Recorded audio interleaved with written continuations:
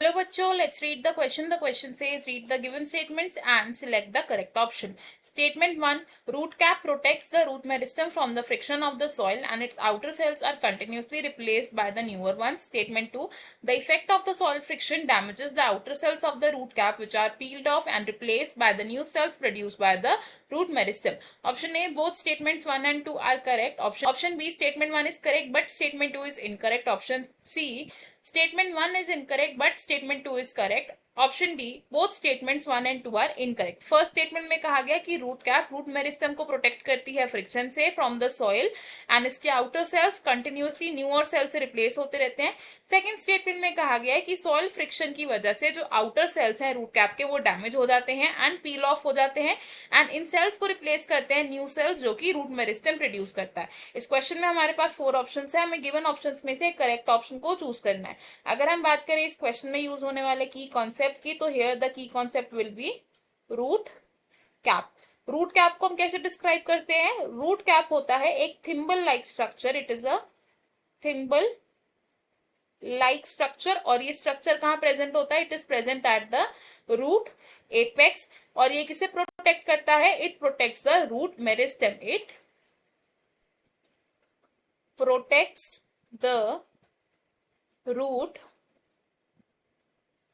Meristem. अब root cap का structure कैसे होता है इन द रूट? अगर ये देखे by drawing a simple diagram, तो लेट्स अज्यूम ये क्या है? एक डायग्राम है रूट का.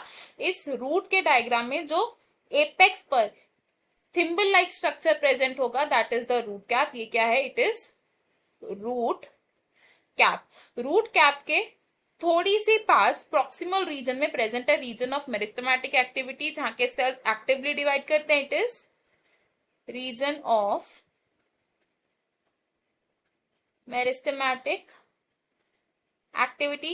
रीजन ऑफ मेरिस्टेमेटिक एक्टिविटी के बाद आता है रीजन ऑफ इलोंगेशन जिसके सेल्स रैपिडली इलोंगेट करते हैं एंड रूट की लेंथ को इंक्रीज करते हैं.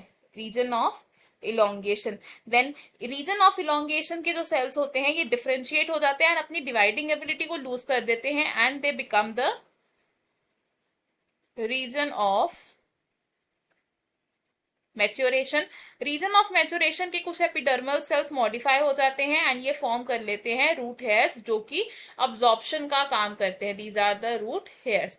तो रूट कैप की अगर बात करें तो रूट कैप क्या कर रहा है? रूट मेरिस्टेम को प्रोटेक्ट कर रहा है. अब क्योंकि रूट कैप क्या करता है, ये फर्स्ट पार्ट है जो सॉइल में पेनिट्रेट कर रहा है. It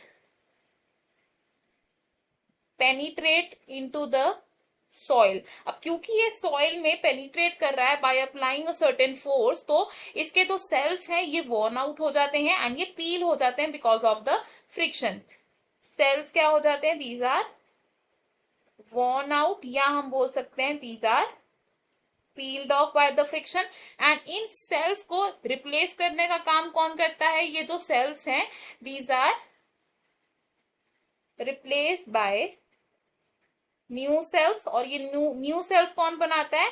these are produced by root meristem that has actively dividing cells. तो अगर हम अपनी स्टेटमेंट्स देखें इसमें से हमारी first statement and second statement दोनों ही करेक्ट है, तो ऑप्शन ए हो जाएगा हमारा यहाँ पर करेक्ट आंसर एंड बाकी के ऑप्शन है हमारे रॉन्ग. इस क्वेश्चन में हमारा फाइनल और करेक्ट आंसर ऑप्शन ए है. I hope you have understood it well. Best of luck. Thank you.